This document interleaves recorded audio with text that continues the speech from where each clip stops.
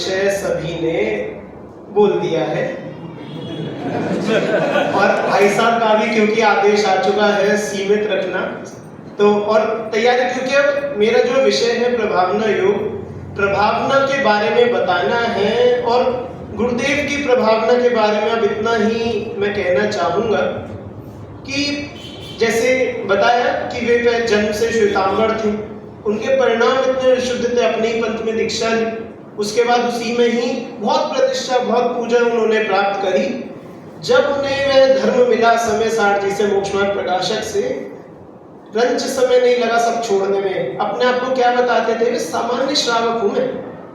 वे वहां कहा बहुत ऊंचे मुनिराज, बहुत ऊंचे पदवी के मुनि थे, उसे छोड़कर मैं तो श्रावक हूं, मैं तो अव्रती श्रावक हूं। क्यों?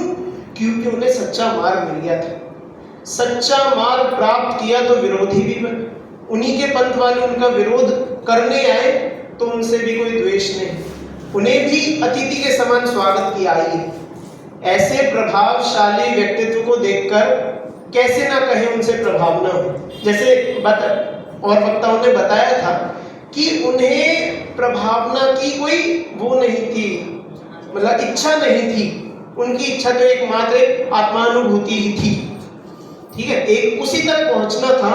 लेकिन ऐसे व्यक्तित्व जब समाज में होंगे, उनके द्वारा प्रचार कैसे ना हो, उनके द्वारा प्रभावना कैसे ना हो, सहज ही होती है। उनका बहुत अगाध जीवन है, बहुत अच्छा उनका जीवन देखा हमने, ठीक है।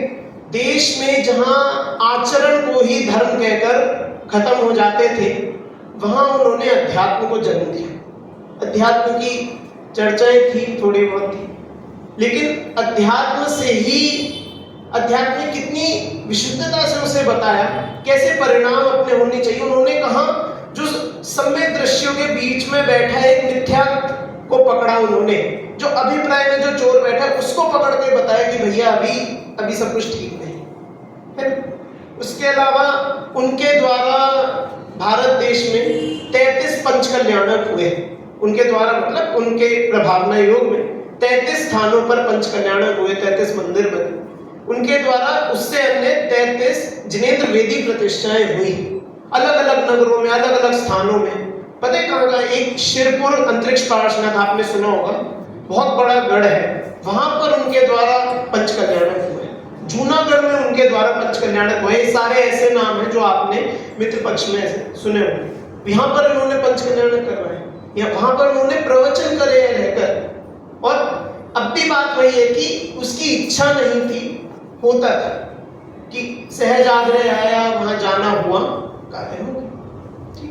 तो उनके द्वारा इस तरह से प्रभावना होती थी। उन्होंने अपने प्रवचन सभाओं में करीब 45-46 वर्ष उनकी प्रवचन सभाएं चली। उसमें समय सार, मोक्ष मार्ग प्रकाशक जैसे ग्रंथों को पढ़ा। ये ऐसे ग्रंथ थे, विरले कोई समझ पाते थे। हम तो अभी न्याय ग्रंथों की बात करी और इन सब की बात करी, ये सब तो भी, इन ग्रंथों को भी पढ़ने समझने वाले कोई थे नहीं समाज में। इन सब को भी सिर्फ विद्वान मुनिराज आदि थे, ये सब पढ़ने के हकदार, कह लो हकदार थे। उन्होंने इन्हें जन जन तक पहुंचा दिया और जन जन के लिए ही बने थे। किसके लिए लिखे? आबाल गोपाल के, सभी के लिए लिखे, लेकिन मिलते नहीं थे। इतना पुण्य कहाँ था जीवों में? इनके पुण्य प्रताप से आज हमें इतना जो ये सच्चा जिनमार्ग मिला है कि उनकी प्रभावना नहीं है, उनके द्वारा प्रभावना नहीं हुई क्या? अब प्रभावना भी उनके वात्सल्य भाव से हुई है। उनके हृदय में वात्सल्य है कि सभी का कल्याण हो, और हमारा इतना पुण्य प्रताप हो गया कि हमें ये सब प्राप्त हो गया। इसके अलावा जिनवाणियां उन्होंने करीब 38 ग्रंथों पर प्रवचन किए। उससे अलग उनके द्वारा दैनिक, मासिक तथा वार्षिक पत्रिकाएं भी छपती थी, जिनमें अनेक अनेक सिद्धांतों को वे समझाते थे। जहां दुनिया में भक्त बनने की ट्रेनिंग दी जा रही थी, समझे? भक्त बनने की ट्रेनिंग कि भैया ये करो तो हो जाएगा, और लेकिन सिखा क्या रहे? भक्ति भाव करना। गलत नहीं है, लेकिन पूर्ण नहीं है। वहां पर उन्होंने हूं भगवान चो एम नक्की कर, इस बात की क्रांति को सारे देश में फैलाया। इससे अन्य वे मात्र अपने देश में नहीं, अन्य देश में, नैरोबी देश में जाकर भी उन्होंने पंच कल्याण कराया, वहां पर भी आयतन मिले।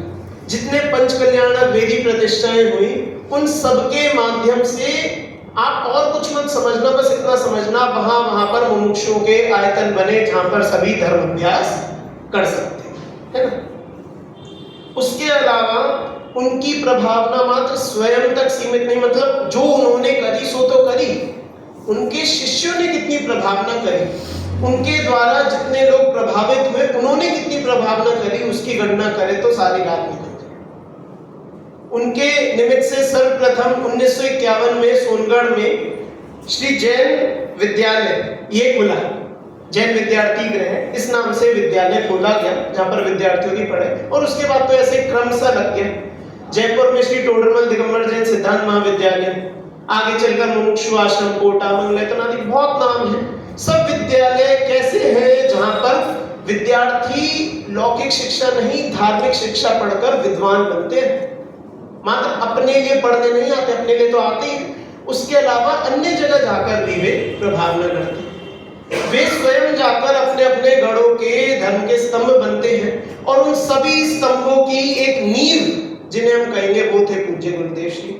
उनके द्वारा इतनी प्रभावना हुई जिसका कोई अंत नहीं है। अब प्रभावना की बात चली रही है, आज हम यहाँ बैठे हैं, किसके योग में बैठे हैं? पूज्य गुरुदेव श्री। चलो, पूज्य गुरुदेव श्री के योग में यदि हम यहाँ आए जरूर है, लेकिन मात्र उनके नाम से नहीं, उन्होंने जो तत्व सिखाया है, सम्यक दर्शन के नाम पर देव गुरु धर्म की पूजा श्रद्धा, सम्यक दर्शन के नाम पर भैया तुम जैन हो ना, तुम मंदिर जाते हो ना, सम्यक दर्शी हो, इतना बताया जाता था। लेकिन उन्होंने बताया वस्तु स्वरूप को समझना, तत्व ज्ञान को समझना, उससे अपने को पकड़ता जानना, इसका नाम सम्यक दर्शन है। इस तथ्य को उन्होंने दुनिया के सामने लाया, ये उनकी सच्ची प्रभावना है। दो बिंदु मात्र उनके मुख्य थे उनकी प्रभावना में, पहला आत्मानुभूति और दूसरा तत्व प्रचार। आत्मानुभूति करने के लिए ही तत्व प्रचार किया जाता है, और उनका कहना था यदि हमारे इस प्रभावना योग से एक अकेला जीव भी यदि आत्मानुभूति को प्राप्त कर ले, तो जितनी मेहनत जितने जीव कर रहे हैं इस प्रभावना में, सबकी मेहनत सफल है, मात्र एक जीव भी करे। और उन्होंने जितनी मिथ्यात्व पर चोट करी है, जितने हमारे ग्रहित अग्रहित मिथ्यात्व पर चोट करी है, मैं कह रहा हूं एक नहीं सभी सुनने वाले जीवों का मिथ्यात्व का नाश होगा, सभी को सम्यक प्राप्त होगा, इसी भावना के साथ में